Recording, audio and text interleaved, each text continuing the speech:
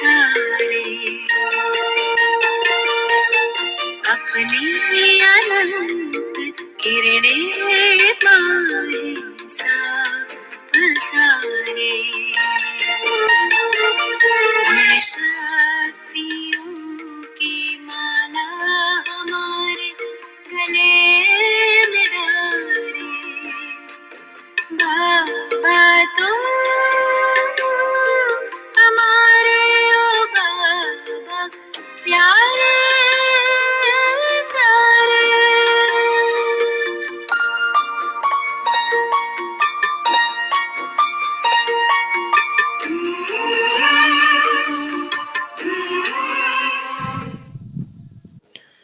ओम शांति। आज 30 जनवरी की साकार मुरली सुनेंगे। मीठे बच्चे, अब तुम्हारी सुनवाई होती है। बाप तुम्हें दुख से निकाल सुख में ले जाते हैं। अभी तुम सबकी वानप्रस्थ अवस्था है, वापस घर जाना है। प्रश्न: सदा योग युक्त रहने तथा श्रीमत पर चलने की आज्ञा बार बार हर बच्चे को क्यों मिलती है? सदा योग युक्त रहने तथा श्रीमत पर चलने की आज्ञा बार बार हर बच्चे को क्यों मिलती है? उत्तर: क्योंकि अभी अंतिम विनाश का दृश्य सामने है। करोड़ों मनुष्य मरेंगे, नेचुरल कैलेमिटीज होंगी। उस समय स्थिति एक रस रहे, सब दृश्य देखते भी मिरुआ मौत मलु का शिकार ऐसा अनुभव हो, उसके लिए योग युक्त बनना पड़े।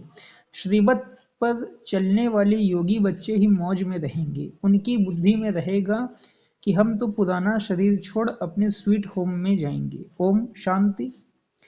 रूहानी बाप बैठ रूहानी बच्चों से रूह रिहान करते हैं अथवा रूहों को समझाते हैं, क्योंकि रूहों ने भक्ति मार्ग में बहुत याद किया है।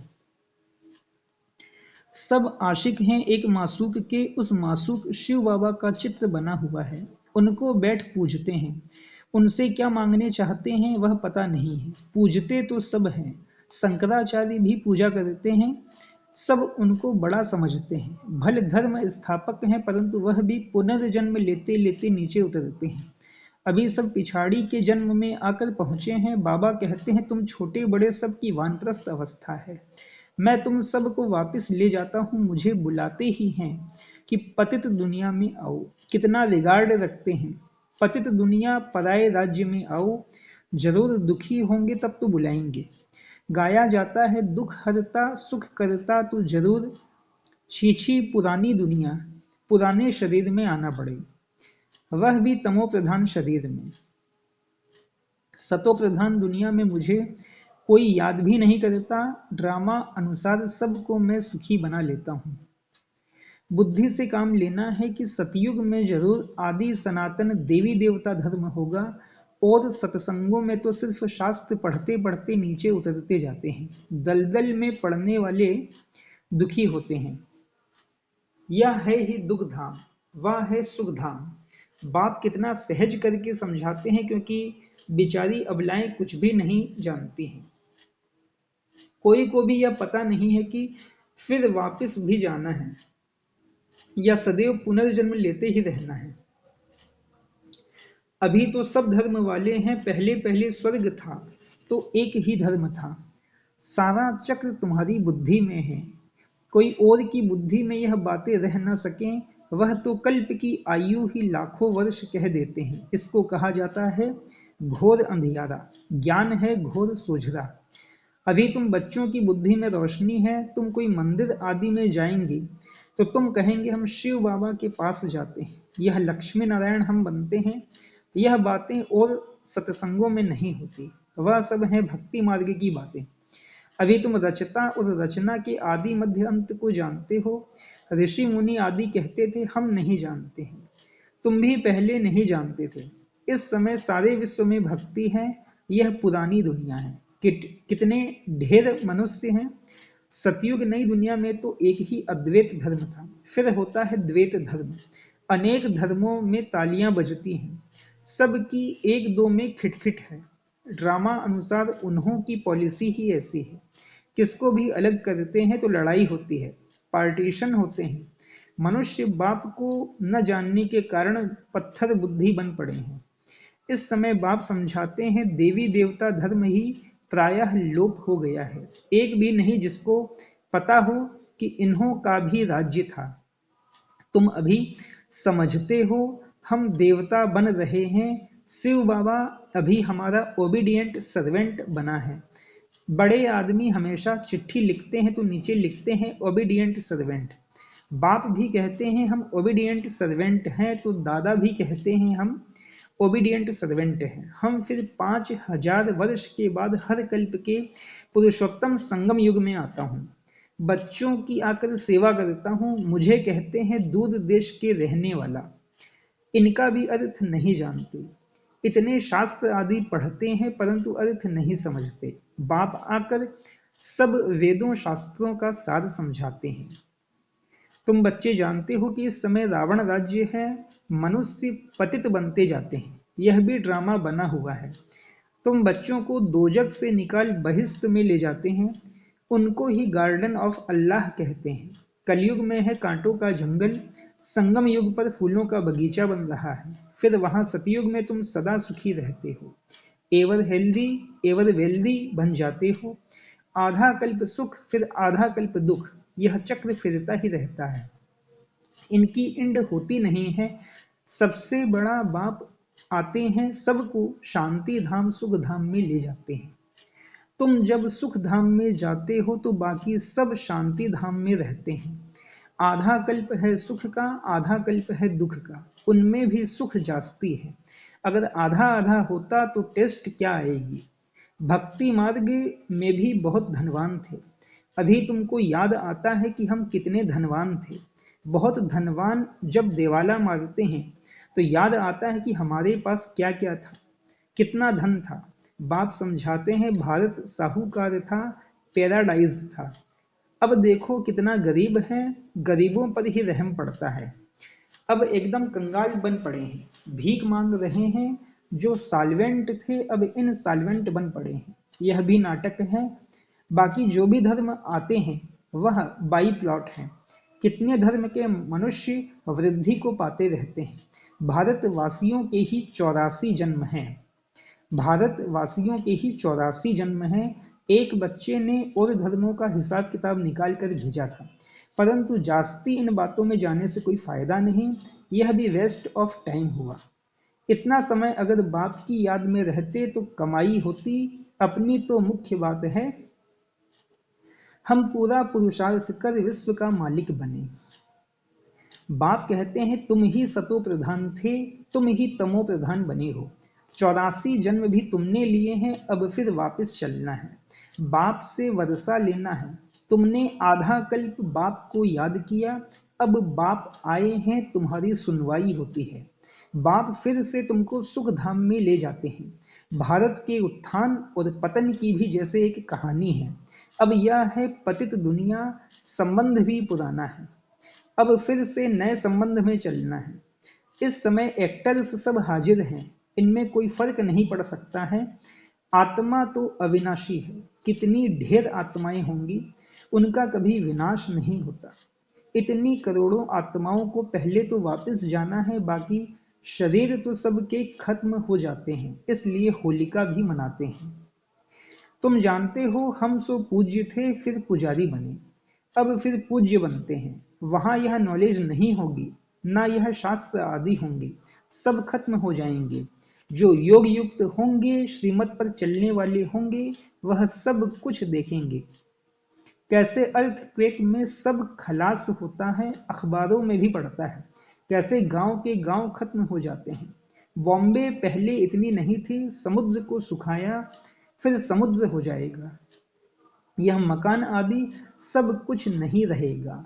सतयुग में मीठे पानी पर महल होंगे, खारे पानी पर होते नहीं, तो यह रहेंगे नहीं। एक ही उछल समुद्र की आई तो सब खत्म हो जाएंगे। बहुत उपद्रव होंगे। करोड़ों मनुष्य मरेंगे। अनाज कहाँ से आएगा। वो लोग भी समझते हैं आफतें आनी हैं। मनुष्य मरेंगे तो जो योग युक्त होंगे वह उस समय मौज में रहेंगे। मिरुआ मौत मलु का शिकार। बर्फ की बरसात पड़ने से ढेर मनुष्य मर जाते हैं। बहुत नेचुरल कैलिमिटीज होगी, यह सब खत्म हो जाएंगे। इनको कहा जाता है नेचुरल कैलिमिटीज, गॉडली कैलिमिटीज नहीं कहेंगे। गॉड को दोष कैसे देंगे? ऐसे भी नहीं शंकर ने आंख खोली तो विनाश हो गया। यह सब है भक्ति मार्ग की बातें। मूसलों के लिए भी शास्त्रों में लिखा है। तुम जानते हो इन मिसाइल्स से कैसे विनाश करते हैं, कैसे कैसे आग, गैस, जहर आदि सब उसमें पड़ते हैं। बाप समझाते हैं पिछाड़ी में सब फट से मर जाएं, कोई बच्चे आदि भी दुखी न हो, इसलिए नेचुरल कैलिमिटीज से झट मरेंगे। यह सब बना बनाया ड्रामा है। आत्मा तो अविनाशी है, कभी विनाश नहीं होती, न छोटी बड़ी होती है। शरीर सब यहाँ खलास होंगे, बाकी आत्माएं सब स्वीट होम में चली जाएंगी। बाप कल्प कल्प आते हैं संगम युग पर, तुम भी इस पुरुषोत्तम संगम युग पर ही ऊंचे ते ऊंच बनते हो। वास्तव में श्री श्री शिव बाबा को और श्री इन देवताओं को कहा जाता है। आजकल तो देखो सबको श्री श्री कहते रहते हैं, श्रीमती, श्री फलाना। अब श्रीमत तो एक बाप ही देते हैं, विकार में जाना क्या यह श्रीमत है? यह तो है ही भ्रष्टाचारी दुनिया। अब मीठे मीठे बच्चों को बाप कहते हैं मुझे याद करो तो खाद निकल जाए, गृहस्थ व्यवहार में रहते कमल फूल समान पवित्र रहो। स्व को अब विश्व के आदि मध्य अंत के चक्र का ज्ञान हुआ है। स्व को अब विश्व के आदि मध्य अंत के चक्र का ज्ञान हुआ है, परंतु यह अलंकार तुमको नहीं दे सकते। आज तुम अपने को स्वदर्शन चक्रधारी समझते हो, कल माया थप्पड़ लगा दे तो ज्ञान ही उड़ जावे, इसलिए तुम ब्राह्मणों की माला भी नहीं बन सकते। माया थप्पड़ लगाए बहुतों को गिरा देती है, तो उनकी माला कैसे बनेगी? दशाएं बदलती रहती हैं। रुद्र माला ठीक है, विष्णु की माला भी है, बाकी ब्राह्मणों की माला नहीं बन सकती। तुम बच्चों को डायरेक्शन देते हैं कि देह सहित देह के सब धर्म छोड़ मामेकम याद करो। बाप तो निराकार है, उनको अपना शरीर तो है नहीं, और आए भी हैं इनकी वानप्रस्थ अवस्था में। जब 60 वर्ष की आयु हुई, वानप्रस्थ अवस्था में ही गुरु किया जाता है। मैं तो हूँ सतगुरु, परंतु गुप्त वेश में। वह है भक्ति के गुरु, मैं हूँ ज्ञान मार्ग का। प्रजापिता ब्रह्मा को देखो कितने ढेर बच्चे हैं। बुद्धि हद से निकल बेहद में चली गई है। मुक्ति में जाकर फिर जीवन मुक्ति में आते हैं। तुम पहले आते हो, दूसरे पीछे आते हैं। हर एक को पहले सुख फिर दुख भोगना पड़ता है। यह वर्ल्ड ड्रामा है। तब तो कहते हैं अहो प्रभु तेरी लीला। तुम्हारी बुद्धि ऊपर से नीचे तक चक्र लगाती रहती है। तुम हो लाइट हाउस, रास्ता बताने वाले। तुम बाप के बच्चे हो ना। फादर कहते हैं मुझे याद करो, तो तुम तमो प्रधान से सतो प्रधान बन जाएंगे। ट्रेन में भी तुम समझा सकते हो, बेहद का बाप स्वर्ग का रचयिता है। भारत में स्वर्ग था, बाप आते हैं भारत में। शिव जयंती भी भारत में मनाई जाती है, परंतु कब होती है यह कोई नहीं जानते। तिथि तारीख दोनों ही नहीं है, क्योंकि गर्भ से जन्म नहीं लेते। बाप कहते हैं अपने को आत्मा समझो। तुम अशरीरी आए थे, पवित्र थे, फिर अशरीरी होकर जाएंगे। मामेकम याद करते रहो तो पाप कट जाएंगे। अच्छा, मीठे मीठे सिकिलधे बच्चों प्रति माता पिता बाप दादा का याद प्यार और गुड मॉर्निंग। रूहानी बाप की रूहानी बच्चों को नमस्ते। रूहानी हम बच्चों की रूहानी माता पिता बाप दादा को भी पदम गुणा पदम की भी पदम गुणा याद प्यार, गुड मॉर्निंग और नमस्ते नमस्ते नमस्ते। धारणा के लिए मुख्य सार पहली पॉइंट है, लाइट हाउस बन सबको रास्ता बताना है। लाइट हाउस बन सबको रास्ता बताना है। बुद्धि हद से निकाल बेहद में रखनी है। स्वदर्शन चक्रधारी बनना है। दूसरा, अब वापस घर जाना है, इसलिए इस वानप्रस्थ अवस्था में सतो प्रधान बनने का पुरुषार्थ करना है। अपना टाइम वेस्ट नहीं करना है। वरदान है संबंध संपर्क में आते डायमंड बन, डायमंड को देखने वाले बेदाग डायमंड भव। संबंध संपर्क में आते डायमंड बन, डायमंड को देखने वाले बेदाग डायमंड भव। बाप दादा की श्रीमत है कि डायमंड बन, डायमंड को देखना। चाहे कोई आत्मा काला कोयला एकदम तमोगुणी हो, लेकिन आपकी दृष्टि पड़ने से उसका कालापन कम हो जाए। अमृत वेले से रात तक जिन्हों के भी संपर्क संबंध में आओ, सिर्फ डायमंड बन, डायमंड देखते रहो। किसी भी विघ्न अथवा स्वभाव के वश डायमंड पर दाग न लगे।